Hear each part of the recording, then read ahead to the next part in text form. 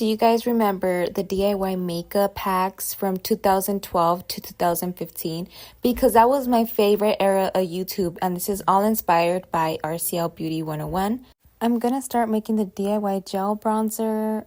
I should have used lotion or oil because I did not know I was going to have a hard time mixing this. Supposedly, cocoa powder is waterphobic. I know there's like an actual word for that, but of course I forgot it. Yeah, it does not mix with water, and basically aloe vera gel, it's more like water than oil or anything like that. So I mixed it and then I swatched it to see what result I got. And yeah, no. This was a fail. Like, this was not, it did not look good. So I try to mix it, make it better with some olive oil to see what kind of result I would get, and it was more blendable, like it was easier to work with, but that does not mean that it looked good. Like, you could still see some swirly whirlies in there, some patches. Like, it just, no, it didn't mix. And yeah, this would literally ruin your foundation or your concealer. The next thing I tried to do was use straight up cocoa powder, girl. I used that, see if I had any luck, and all I did was a mess because this only tinted my brush and a bit of my desk, but not my hand. How uninclusive is that? So, that tinted brush, that's all I got. Now DIY powder. Let's see if I have better luck with this.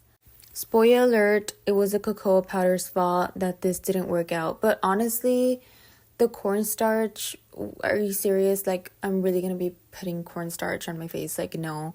I'm going to be looking legitimately baked, under eye, and legit baking. Like, it's that kind of problem.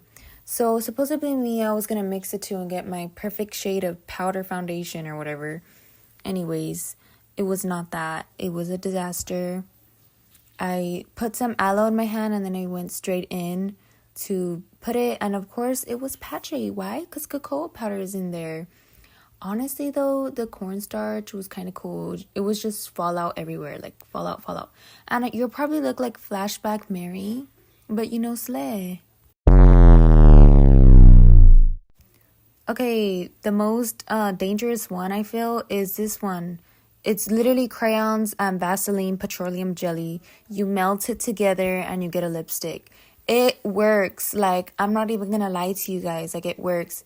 It does take some good application and mixing to get like the perfect lip look, but it also takes a perfect measurement of Vaseline. I would prefer to add more Vaseline because it could be a disaster. It could also be used as clown makeup. It's honestly a good hack. DIY eyeliner. This one is even far more dangerous because why? Colored pencils in hot water. Yeah, so I probably could have left my colored pencils in more hot water. But hey, it doesn't work. Some people even use it as eyeliner, which I think is crazy. I wouldn't do that. But hey, at least it works for other projects, Thank you so much for watching. I hope you really enjoyed this video and at least got a laugh out of it or something. Or maybe an actual hack. I don't know.